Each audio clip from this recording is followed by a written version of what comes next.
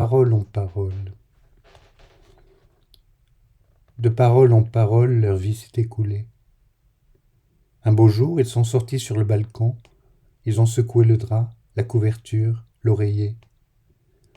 Ils ont fermé la fenêtre. Ils ont cadenassé la porte.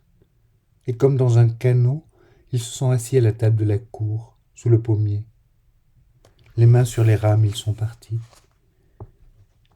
Le chien, pas à pas, a remué la queue à leur suite et il a sonné la cloche quand ils ont disparu au coin de la route. Nous, ceux qui les avons connus, que leur devons-nous? Nous, ceux qui les avons connus, nous leur devons une larme amère. Parce que jour après jour, ils sont entrés dans notre bistrot. Un apéritif tismanin, disait-il. Et elle, juste après, soufflant sur ses grosses lentilles des lunettes de myope et les essuyant du bas de sa robe, et liqueur primula, une petite. Boisson rouge contre boisson verte, et pied contre pied, et regard fuyant vers la forêt cuivrée, et parole, parole, parole, jusqu'à l'heure où les enfants sortent de l'école. Mais nous, ceux qui ne les avons pas connus, que leur devons-nous? Nous, ceux qui ne les avons pas connus, nous leur devons une larme amère. Comme lorsque nous pleurons en entendant à travers les murs des voix chères qui nous expliquent la vie. Parce qu'ils ont pris patience et ont tant expliqué.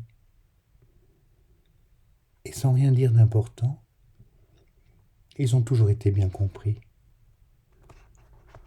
Sur ces hommes, nous avons lu dans les livres et nous savons. Depuis le début, ce sont des hommes finis.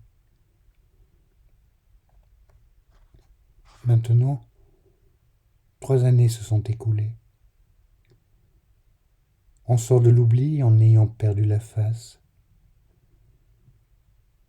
Voici la maison, jaune, le crépi par endroits disparu, le magasin du juif, et un jour, le dépôt de blé de la coopérative. Voici la cour, envahie par les orties, la clôture vermoulue. Et je ne vous le cache pas, parfois, la nuit, des flammes jouent derrière les vitres. Mais maintenant, 3 années se sont écoulées. Eux n'ont plus parlé. On n'a plus parlé d'eux.